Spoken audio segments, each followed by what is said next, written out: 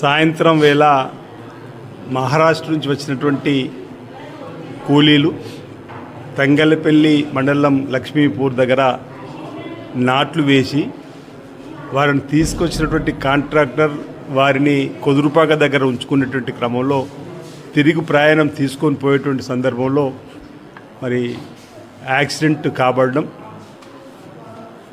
ప్రాథమిక పోలీస్ శాఖ అంచనా ప్రకారం వచ్చిన సమాచారం ప్రకారం వెనుక నుంచి వస్తున్నటువంటి బస్సు అనుపురం ప్రాంతంలో స్పీడ్ బ్రేకర్ దగ్గర మెల్లిగా వెళ్తున్నటువంటి టాటా ఏసీని ఢీ కొట్టడం వల్ల వెనుక ఆర్టీసీ ముందు భాగము ఆటో వెనుక భాగంకు గట్టిగా ఢీ కొట్టడం వల్ల ఆటో ముందుకు దొర్లిపడి అందులో ఉన్న వాళ్ళందరూ కూడా చెల్లా చెదిరైనటువంటి సందర్భం వీడియోలు కూడా మనం చూసినాం.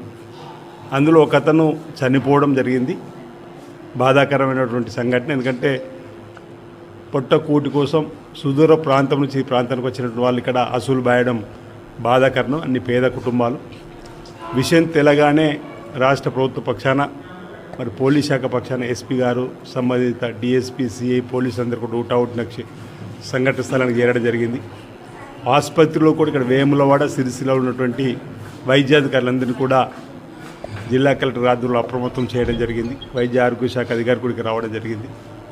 వేములవాడలో చనిపోయిన వారితో కలుపుకొని 13 మంది ఇక్కడ జాయిన్ అయ్యే సందర్భంలో ఇప్పుడే ఎస్పీ గారు మీరు స్వయంగా డిఎంఓ చూసినప్పుడు ఒక ఇద్దరికి హెడ్ ఇంజరీ ఉంది. ఇమీడియట్గా వారిని ఇతరత్ర ఆసుపత్రికి పంపాలంటే వైద్యుల సూచన ప్రకారం ఎంజిఎం గాంధీ హాస్పిటల్ వరంగల్ పంపి ఏర్పాటు చేస్తున్నాం. అక్కడ కూడా ఆసుపత్రిలో ఉన్నటువంటి పెద్ద డాక్టర్తో, సూపరింటెండెంట్తో మాట్లాడడం జరిగింది. గౌరవ ఎస్పీ గారు కూడా సంబంధిత ప్రోటోకాల్ సంబంధించిన అధికారులతో మాట్లాడి వెంటనే రాగానే ఆపరేషన్ చేసే విధంగా పోలీస్ సహకారం కూడా దారి వెంట కూడా ఇబ్బందిగా కూడా చూడాలని చెప్పి ప్రయత్నం చేయడం జరిగింది. మిగతా వాళ్ళందరూ కూడా క్షేత్రఘాతులను పరామర్శించడం జరిగింది.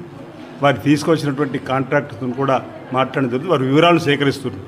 ఏదైతే చంద్రాపూర్ అని చెప్తున్న సందర్భంలో వారి వివరాలను, వాళ్ళ బంధువుల వివరాలను కూడా సేకరిస్తూ ఉన్నారు.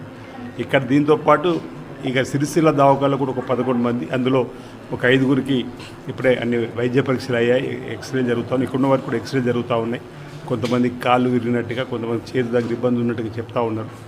వీళ్ళందరికీ ప్రభుత్వం పక్షాన వైద్యం అందించడంలో, అంటే ఈ ప్రభుత్వం మొదటి నుంచి కూడా చెప్తుంది, రేవంత్ రెడ్డి గారి సర్కార్లు, దామోదరాజు నరసింహ ఇలాంటి యాక్సిడెంట్ జరిగినప్పుడు ఇమ్మీడియట్లీ మనం ఆ 1 అవర్ గోల్డెన్ అవర్గా పిలుచుకున్నటువంటి సమయంలో ఆసుపత్రికి వారందరూ కూడా చక్కటి వైద్య సేవలు అందించాలని చెప్పి వాళ్ళ ఆలోచనను తీసుకొని ఏదైతే ఉందో అది ఇప్పుడు ఇక్కడ కార్యక్రమాన్ని అమలు చేయాలని చెప్పని వైద్యాధికారులందరూ కూడా చెప్పడం జరిగింది.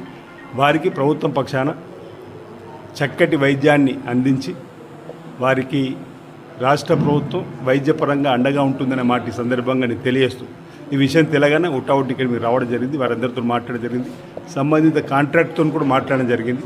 సరే, పూర్వపర్వాలన్నీ కూడా తర్వాత మళ్ళీ ఈ సంఘటన జరిగిన తర్వాత చట్టపరంగా ఎవరు పొరపాటు చేశారు, ఏ విధంగా జరిగిందనే అంశంపైన పోలీసులు లోతుగా విశ్లేషణ జరుపుతారు. ప్రస్తుతానికి క్షేత్రఘాతులకు సంబంధించిన వారికి మంచి ట్రీట్మెంట్ అందేలా ప్రయత్నం చేయాలని చెప్పినటువంటి ఆలోచనతో ఈరోజు ప్రభుత్వం